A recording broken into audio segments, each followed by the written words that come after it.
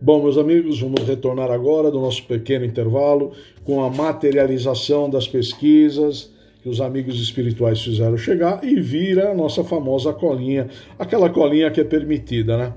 Olha, hoje por coincidência, meu Palmeiras vai jogar daqui a pouco e o trabalho ficou menor, mas é pura coincidência, eu posso garantir para vocês, porque a semana passada ele jogou também e o trabalho, os comentários não ficaram tão menores. Eu acho que hoje eu vou ganhar alguns minutos aí, vou deixá-los mais cedo.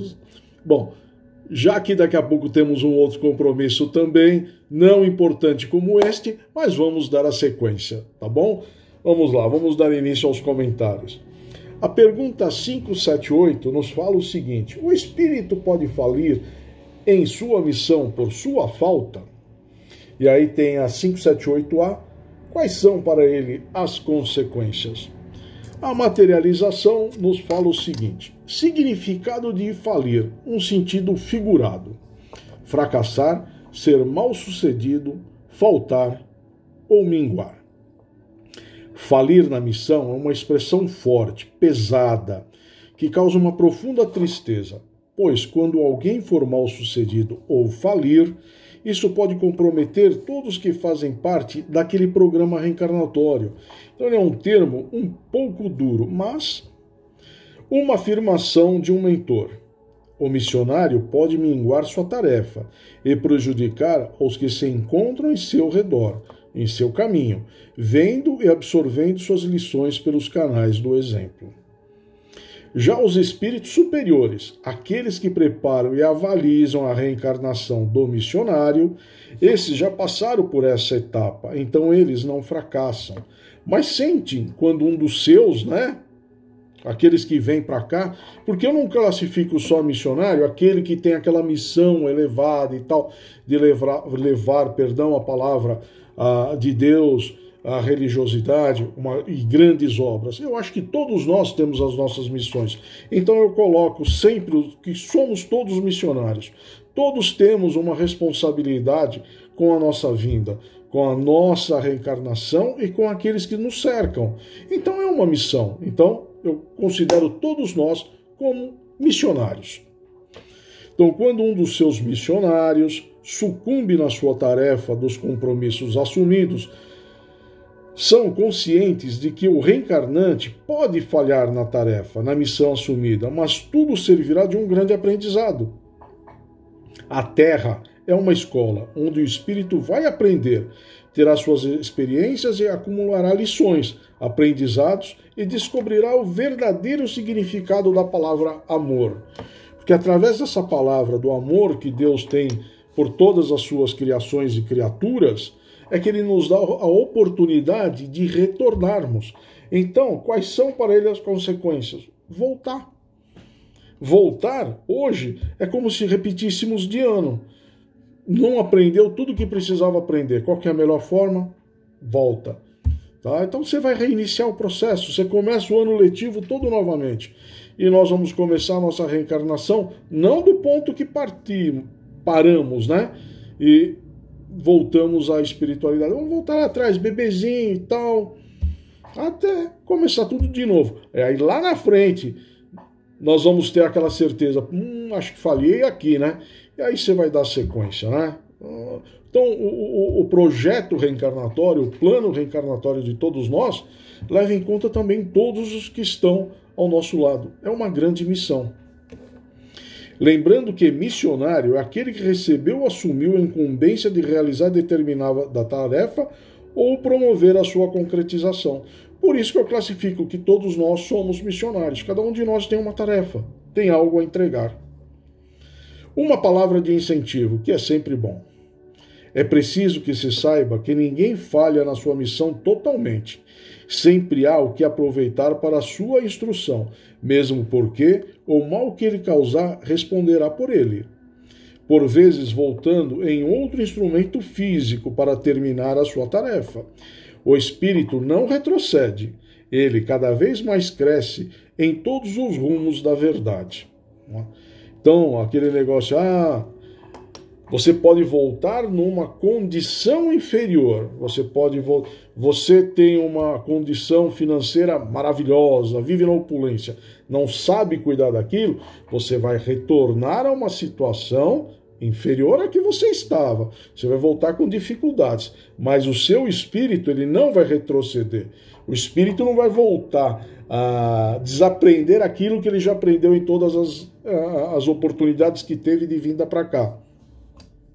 Então o que acontece é que o nosso plano reencarnatório vai ser diferente. Você teve essa oportunidade, que é difícil, todas as etapas são difíceis, mesmo o excesso como a falta de recurso. Então, você teve excesso, você vai voltar com falta. Você teve falta, pode ser que você venha com excesso para você conseguir contrabalancear. Mas enfim, tudo faz parte dos planos reencarnatórios, daquele projeto que nós assumimos na erraticidade, todos reunidos, todos lá, não, minha missão será cumprida, vou voltar aqui, vocês vão ver, tudo bem sucedido. Maravilha quando chegamos lá com uma mochilazinha, um pezinho nas costas, menor do que nós trouxemos, né? Significa que aprendemos algo, soubemos tirar aquelas pedras do caminho e colocá-las no local correto.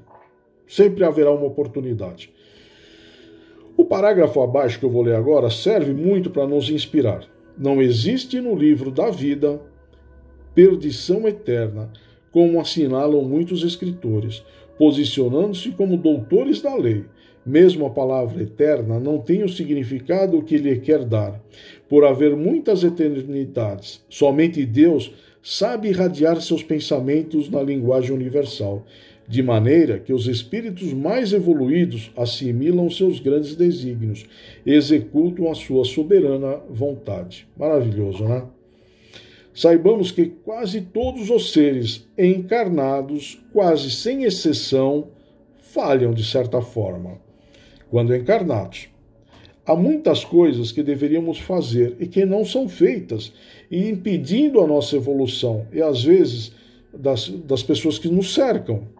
Um pequeno exemplo, exercer o perdão, que para muitos de nós, e para os que vos falo também, é muito difícil na concepção da palavra e na vontade de Deus.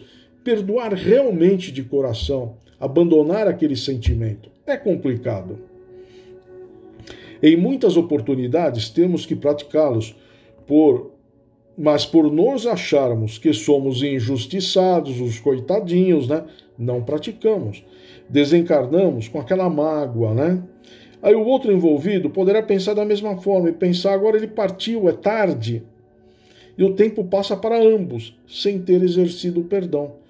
Mas mesmo assim, se reconhecermos que deveríamos ter pedido ou perdão ou perdoado alguém, eu considero já como uma evolução, que já tivemos a condição de identificar, puxa, poderia ter feito aquilo, né? Mas aí teremos, né, a oportunidade, né, na próxima, né? Mas graças a Deus, eu acho que com a evolução, com a nossa maturidade, tudo, nós vamos abandonando alguns vícios nossos, né? A falta de perdão, falta de humanidade, vamos melhorando muito, né? Essa é a beleza da reencarnação. Nada é melhor do que o tempo, né? O tempo cura e resolve muitas coisas. Por que eu digo tempo? Que se não for nessa, será na próxima reencarnação. Deus não tem pressa. Ele deixa o tempo correr. Cabe a nós determinarmos, né, se será nessa, na próxima. É o livre-arbítrio que ele nos dá, tá, mas bem controladinho, para que possamos exercer, possamos aprender. Com certeza iremos e sentiremos esse prazer dentro do nosso eu, né? Sabe quando aquele negócio, você realmente pede desculpa por uma pessoa e tal? Perdão às vezes é uma coisa forte que leva a um sentimento de algo muito grande. Mas desculpa, perdão, você pedir para uma pessoa, você fica mais leve, não fica? Pensem nisso. Quando realmente pedirmos desculpa para uma pessoa de coração, você vai ver que a gente fica mais aliviado, tranquilo, sereno. A coisa flui. Sinal que estamos no bom caminho. Com certeza, há um processo de amadurecimento espiritual infalível em todas as criaturas. Pois quando falirmos em nossa missão, tarefa, coisa do tipo, o castigo será o de retornar a este campo de batalha, para recomeçar de novo e fazer o que deixamos de realizar, até que a nossa tarefa seja cumprida. Simples assim. Aquele joguinho, passou, volta 2 casinhas, errou, volta a reencarnação. Não tenho pressa, uma hora você vai aprender com certeza. Mas, como em tudo existem exceções, há determinados missionários que fazem além do previsto, entregam mais do que deveriam entregar. Sigamos com esse exemplo. Esses são espíritos altamente conscientes de seus deveres junto à humanidade e aproveitam sua estadia na Terra, reunindo todos os seus esforços, avançando além do previsto e realizando maravilhas, de modo que a própria lei, as provas e os testes mais difíceis se curvam diante deles. É maravilhoso, né? Você já tem uma missão, sabe aquele negócio? Posso fazer um pouquinho a mais por esse irmão? E você realiza, não só pensa, executa. É uma maravilha, né? É o livre-arbítrio que Deus nos dá. Se você fizer isso aqui, já tá bom. Mas se você fizer isso mais, estará maravilhoso. Já que estamos aqui, por que não, né? A razão do ser humano é para ele discernir o que deve aceitar ou não. E na espiritualidade, ela deve ser mais aguçada, pela prática de estudar e assimilar. Os espíritos estão mais presentes na vida dos homens do que pensam, mas eles se aproximam de acordo com a sintonia. Iguais se atraem, né? Como já falamos, né? Se nós estivermos com aquela vibração negativa e tal, o que vai colar do nosso lado? Não vai ser um anjinho da guarda, né? Vai ser um irmãozinho da mesma frequência. Agora, se tivermos de bem, tranquilo, em paz, esses irmãos se afastarão, a nossa cerquinha elétrica estará com a corrente toda com potência, esses irmãos vão se afastar. E aqueles de mesma sintonia vão se juntar a nós. É assim. Iguais se atraem iguais. Sempre devemos ter em mente que tudo devemos fazer com amor. Com isso, teremos uma chance maior de acertar com mais segurança. Né? Sempre é preciso, em todas as tarefas, executá-las com amor, vontade. Não fazer por fazer. Nos dedicarmos. Mesmo nas nossas tarefas do dia a dia, nas menores tarefas que possam ter, no lar, no serviço, em qualquer lugar, mesmo no lazer. Já pensou você, num dia de folga e tal, você de mau humor, não aproveitando aquela oportunidade? Às vezes você está num parque, fazendo uma caminhada, sentado num banco, olhando o mar, olhando as estrelas, encosta em qualquer lugar e olha para o céu, aí quando ele está abertinho, aquela maravilha de estrelas. Meus amigos, fazer isso com mau humor perde a graça. Não é? Então, tudo tem que ter coração. Vamos aí para a última da noite, a 579. Ela nos fala o seguinte: visto que o Espírito recebe sua missão de Deus, como Deus pode confiar uma missão importante e de interesse geral ao Espírito que poderá nela falir? Ah, que perguntinha, né? Nessa pergunta quase tentamos, né? Alguém tentou ou tentamos terceirizar nossas falhas, né? Quase falando, Deus falha, se ele falha, imagina nós, né? Mas que perguntinha mais capiciosa. Mas não esqueçamos, Deus sabe tudo o que vai acontecer de toda a sua criação. Ele é onisciente. E o livre-arbítrio é nosso. A nossa alma sempre estará em busca do aprendizado e, para tanto, devemos repetir o trajeto quantas vezes forem necessárias até atingirmos a nossa evolução. O amor dele só entendemos muitas vezes pela dor. E ele nos permite o retorno por amor. E sempre a evolução é direito de todos os encarnados e desencarnados, mas o fardo de cada um é único. É intransferível, ninguém carregará o nosso, e não poderemos carregar o fardo de ninguém. Em ambas as situações, teremos junto a nós e aos demais mentores, anjos da guarda, como queiram classificar, amigos incentivando e nos encorajando a carregá-lo e, principalmente, nos intuindo no caminho do amor e no caminho correto. Tá? Então, aqui não tem jeito. Essa perguntinha eu achei até engraçada, né? Se Deus sabe que o cara vai falhar, por que ele dá essa missão? É quase que terceirizar, quase que falando, Deus erra, por que eu não vou errar? Mas a banda não toca assim não, meus amigos. Ele sabe tudo o que vai acontecer. E por amor, ele permite e dá essas oportunidades para que corrijamos o trajeto, né? Em cada vez que reencarnamos, assimilamos alguma coisa das leis espirituais. Sejamos religiosos ou não, todos somos filhos de Deus, com os mesmos direitos e deveres, de forma que a esperança esteja presente na caminhada de todo. É aquele negócio, né? O cara é ateu, ele não tem bom coração, ele não vai se salvar. Por que não? Eu acho que muito é aqui, tá? Já vimos grandes atrocidades acontecerem em nome de Deus, pela religião de cada um, que acontecem até hoje. Vejam pelo Oriente Médio. Muitas guerras lá ainda por questões religiosas. Tá? Então aqui, independente da religião, independente da filosofia, o que vale é o coração e pôr em prática os atos. Não adianta você ficar o dia inteiro lendo o Livro dos Espíritos, o Evangelho segundo o Espiritismo, a Bíblia, e quando precisa pegar a mão à obra, eu não posso. O cara é ateu. Como é que eu vou ficar perto de um ateu? Meu Deus, eu não posso ajudar ele, não. As nossas filosofias de vida são diferentes. E ele, por muitas vezes, estará imediatamente disposto a auxiliar cada um. Então, a religião, o cara só é bom porque ele é espírita, ele é católico, ele é evangélico. Não, nada disso. A bondade vem do coração, do sentimento que temos pelo próximo e colocá-lo em prática. Não é só aqui da boca para fora, não. É pôr a mão na massa e trabalhar. Aí vai estar o verdadeiro cristão. Muitos acham que Deus é melhor para uns do que para outros, né? E pensa, né? Por que isso só acontece comigo? Por que aquilo acontece com o outro? Não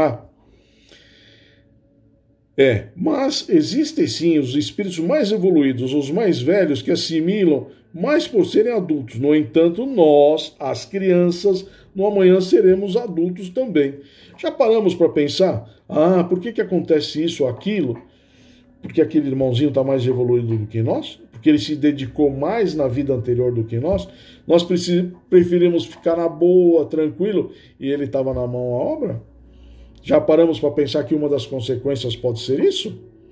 Esse irmão está mais evoluído, ele vai seguir mais em frente. Ele não tem privilégios maiores, as oportunidades foram para os dois. Agora, se nós ficamos de boa, tranquilo, sossegado, ele trabalhando, se dedicando às obras, e por que ele deveria voltar no mesmo estágio que nós? Aí seria injusto, não é? Pensemos nisso. Mais um ensinamento vindo de um mentor. Se o espírito somente tivesse uma encarnação da Terra, não precisaria vir, como acontece muitas vezes na carne. Cada vinda é um curso de aprendizado, como acontece com o aluno da escola. São muitos os cursos, barulhento, até chegar ao diploma. Se formos feitos iguais, onde estará essa igualdade? A justiça, se uns aprendem mais depressa que outros. Quando isso acontece, é o que os que aprendem mais depressa são os mais velhos espiritualmente. E a experiência faz-los assimilar assimilar com mais facilidade as lições recebidas. Ou seja, já passaram por isso. Aí o sexto sentido, ele ouve o mentor dele falando, não faz isso não, vai por ali, é melhor. Dá aquela intuição, acho que não é bom isso aqui. Ele ouve essa intuição. E nós, os marrentinhos, né, o nosso mentor fala, não faz isso, a gente vai, por que não? Vou fazer sim, não vai acontecer nada, não vai pegar nada. Aí depois nós reclamamos, por que ele tem mais do que eu, ele tem mais sorte do que eu? Não é sorte, ele tem mais inteligência, ele já passou por esses problemas, sabe como funciona a coisa, e aceita a ajudinha extra que Deus, nosso Pai, nos dá através do nosso anjo da guarda, o mentor, que fica 24 horas com os malas como somos, né? Nos intuindo, nos passando, e nós, muitas vezes, pela teimosia, não os escutamos. Mas eles sabem que, como os nossos mentores anjos da guarda já passaram por isso, a paciência deles não tem limite. Falir não significa que não aprendemos nada. Um dos sinônimos dessa palavra nos dicionários, como falado inicialmente, é minguar. Quer dizer, o espírito que faliu diminui suas tarefas, mas não deixou de fazê-las, apenas não as fez por completo. Com isso, aprendeu alguma coisa sim. Nem que apenas aprendeu que não se deve fazer como foi feito, mas algo aprendeu. Ou uma lição vai levar, ou isso aí eu tenho certeza. Alguma coisa nós vamos aprender, vamos levar. Vamos voltar um pouquinho mais evoluído do que chegamos, né?